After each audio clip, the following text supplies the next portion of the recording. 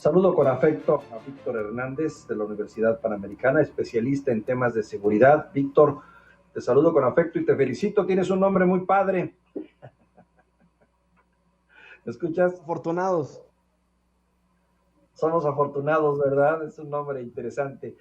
Oye, Víctor, te he estado escuchando con atención algunas de tus participaciones que has tenido en algunos otros espacios informativos, incluyendo los nuestros, y me llama mucho la atención y por eso te estamos convocando para que nos explicaras esta tesis que a mí me hace mucho sentido cuando explicas que la Guardia Nacional no está funcionando, entre otras muchas razones, porque dista mucho de ser o parecerse a una policía municipal auténtica que podría dar un mejor servicio, un mejor enfoque en el tema de la seguridad.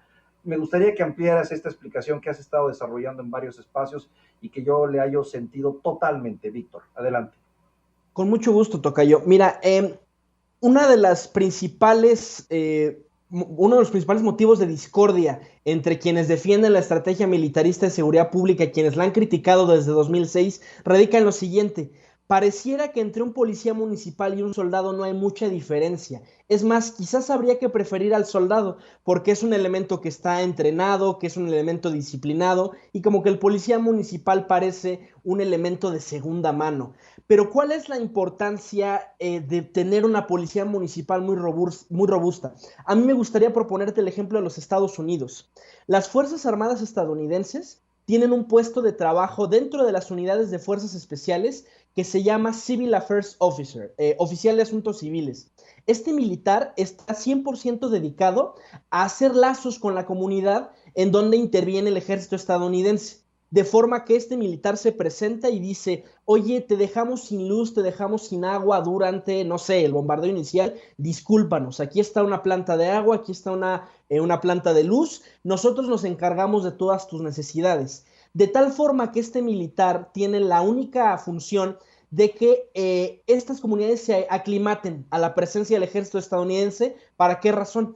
Para que empiecen a dar inteligencia. Oye, fíjate que estos son los talibanes, fíjate que aquí se mueven las armas, y eso es precisamente para lo que sirve un policía municipal.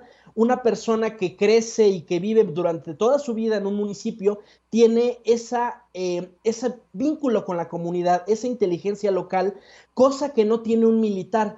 Los militares, y es una práctica repetida desde la Revolución Mexicana, no se quedan mucho tiempo en una misma zona militar, se quedan 2, 3 años y después se van a otro lado y no tienen tiempo de generar esos lazos con la comunidad. De forma que la importancia de la reconstrucción de la policía municipal radica en eso, en nuestra capacidad de tener esa inteligencia y esos lazos con la comunidad que se está patrullando. Ahora bien, esto es un poquito emulando esa figura de antaño del policía de barrio, ¿no, Víctor? Es correcto, y por eso me gusta hacer alusión al caso de la policía en los Estados Unidos.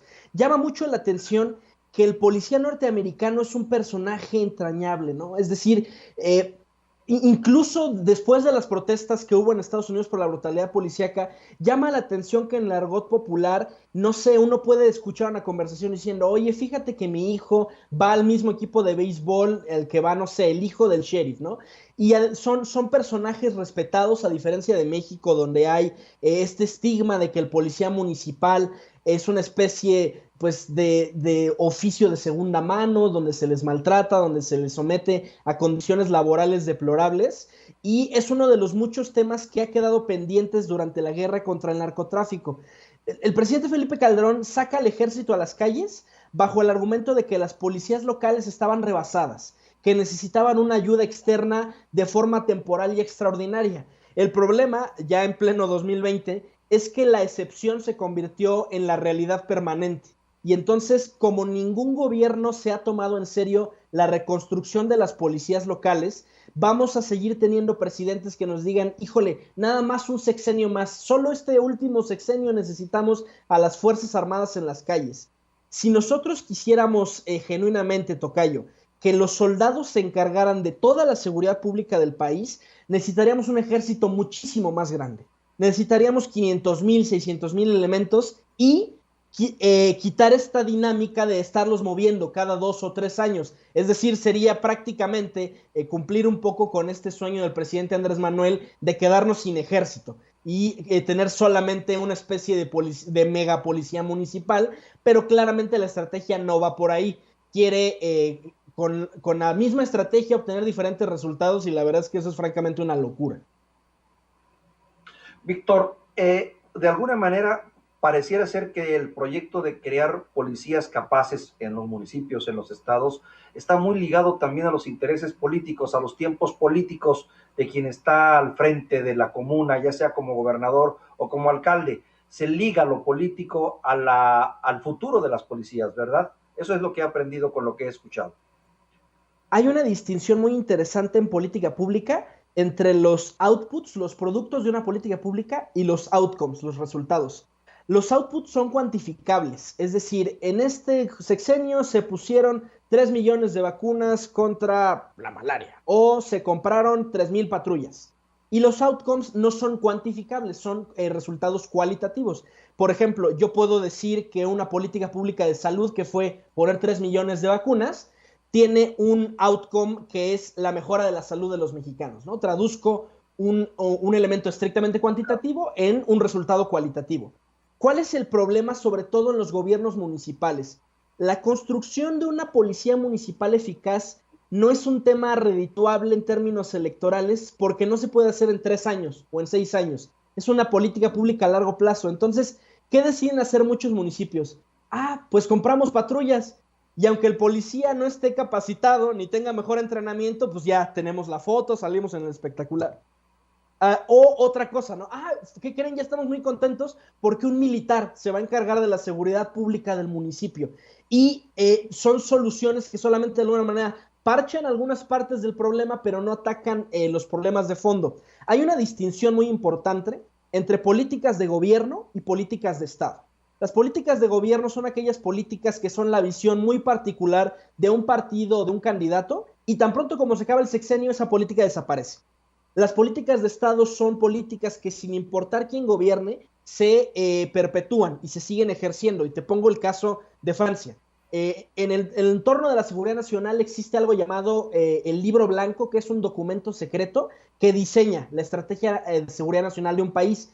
En Francia, el Libro Blanco tiene una vigencia de 10 años. Es decir, aunque el presidente Macron tenga una visión diferente de la seguridad, él está obligado por ley a darle continuidad a las políticas del gobierno anterior hasta que se cumplan esos 10 años. Y ese es uno de los grandes dilemas en México, que cada vez que inicia un nuevo sexenio, el gobierno que entra dice, ¿sabes qué? Todo lo que se hizo antes está mal, vamos a desaparecer esos proyectos, vamos a crear nuevas corporaciones policiales. Y te insisto, la delincuencia no es un problema ni que empezó en un sexenio ni que va a terminar en un sexenio. Necesitamos, para atenderlo, políticas transeccionales, políticas de Estado. Políticas de Estado serían las más importantes, más que políticas de gobierno, que están sujetas a los tiempos políticos de los personajes, que no le apuestan a esto porque no le reditúa. Es como el drenaje, ¿no? No le meten al drenaje profundo porque no se ve y no me reditúa votos y no me reditúa beneficios políticos. En pocas palabras, falta de visión de Estado. Esa sería la conclusión, Víctor.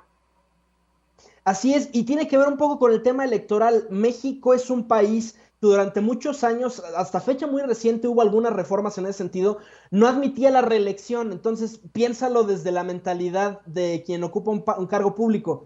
No importa si lo hago bien o lo haga mal, yo ya me voy. Yo voy a cobrar mis 3, mis 6 años y no tengo ningún premio ni ningún castigo. Ya eso cambió, ya hay reelección, por ejemplo, para diputados y senadores.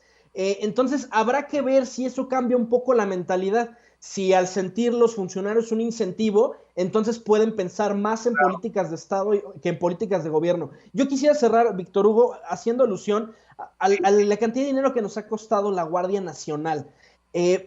Constantemente el secretario Durazo quiere presumir, ya la Guardia Nacional tiene 50,000, 60,000, 70,000 elementos, y pareciera que están haciendo una gran chamba de reclutamiento, ¿no? Pero la realidad es que solo están reciclando elementos de la Policía Federal y de las Fuerzas Armadas. Creo que uno de los grandes problemas de la 4T es que no sabe aritmética, ¿no? O sea, solamente están cambiando soldados de una bolsita para ponerlos en otra, pero eso no cambia el estado de fuerza y la cantidad de elementos totales que tenemos realmente para las operaciones. Pero ¿en qué sí se ha gastado dinero? En la simulación, en repintar camionetas de Sedena de blanco para hacer la paramaya de que ya tenemos patrullas, ponerles esta bandita de Guardia Nacional y este uniforme horrible blanco que no los camufla de nada, ¿no? Porque a menos que vayan a perseguir a Chapo Guzmán en el Himalaya, no les va a servir de nada ese camuflaje. Y lo que más escandaliza es eso, la simulación, las ganas de mentirle al pueblo de México, que no nos quede ninguna duda.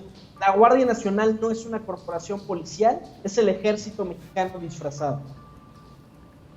Caray. Anaís tiene una pregunta también. Anaís. Hola Víctor, ¿cómo estás? Buen día. Aprovechando tu participación en este espacio y desde tu experiencia, desde tu trinchera, eres especialista en seguridad nacional. ¿Cómo vislumbras la delincuencia para el país en los próximos meses, después del anuncio de que alrededor o por lo menos 12 millones de mexicanos perdieron su empleo en medio de esta pandemia? ¿Cómo vislumbras tú la inseguridad, la delincuencia en México? Es muy importante recordar que en México la incidencia delictiva está relacionada en buena medida con la situación socioeconómica. Para muchos mexicanos el entrar a las filas de la delincuencia es una opción rentable porque la vida dentro de la ley es una vida poco alentadora, ¿no? Es una vida de entrada, sabemos por datos del INEGI, que más del 50% de la población ocupada en México gana lo mucho 2 salarios mínimos, es decir, vive con poco más de 5 o 6 mil pesos al mes. Dos, tenemos el mexicano que se anima a entrar dentro de la economía formal, pues tiene que soportar el acoso del SAT, los gastos normales que tiene que ser una persona. Un estudiante hace poco me decía, lo atractivo del narcotráfico, profesor, es que te empodera. El narcotráfico te da las cosas que te quitó el Estado. El Estado te dice no puedes portar armas, el narcotráfico te las da. Ya no tienes que ir a los tribunales a resolver tus problemas. Tú solito eres el juez y ejecutor de tus sentencias. El narcotráfico te resuelve esa parte económica y esas carencias producto de la desigualdad y la injusticia económica en México. Entonces, sí es altamente probable que se nos disparen los índices delictivos por todas estas personas que quizás van a tener que optar por la opción de la delincuencia para salir adelante. Ojo, no es que el desempleo o la pobreza justifiquen moralmente la delincuencia o que la causen directamente, ¿no? El delito es un fenómeno multifactorial, pero sí hay que entender que para muchas personas hay más incentivos en esta pandemia y en esta crisis económica operando fuera de la ley que dentro de la ley. Ahora, hay otro punto que puede incrementarnos mucho la incidencia delictiva en los próximos meses y es el atentado de Omar García Harfuch. ¿Por qué? Es altamente probable que el gobierno justifique después de este atentado un combate directo y frontal contra el cártel Jalisco Nueva Generación. Y lo que siempre sucede cuando se desaparece un cártel de ese tamaño es un reacomodo del mundo criminal, el famoso efecto cucaracha, que son una serie de luchas para ver quién tiene el liderazgo de la organización, se atomiza, otros cárteles aprovechan y toman esas plazas para tener el control de esas zonas, y eso siempre a mediano plazo nos incrementa los homicidios, porque es una lucha encarnizada por el control de las plazas, y a mí eso es lo que me preocupa. Al menos a mediano plazo sí podemos ver un incremento muy en particular de los homicidios, si hay una respuesta fuerte del gobierno tras el atentado contra Omar García Harfuch. ¿En qué porcentaje mencionabas tú, Víctor? Mira, la verdad es que estoy preocupado. No te sabré decir un número. El gran problema de la tasa de homicidios en México es que más o menos se ha estabilizado, pero a niveles espeluznantes. El año pasado fue el año más violento de la historia moderna de México. Tuvimos más de 37,000 homicidios, que son cifras de violencia que no se habían visto desde finales de la década de los 50. Y la verdad es que no hay nada de presumir de que se haya estabilizado ahí, ¿no?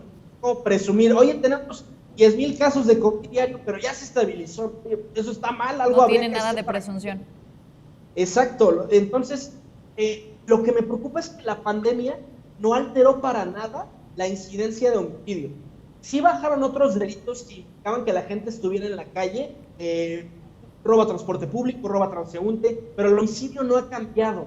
la delincuencia sigue muy activa y es probable que tras la desaparición del cártel Jalisco Nueva Generación haya otro rebrote. No te puedo decir porcentualmente qué tan grande, pero quizás sí se va a notar en las gráficas en los últimos meses. Víctor, muchísimas gracias por esta participación, por estas impresiones que nos compartes en Mega Noticias TVC. Informa, que tengas un excelente miércoles.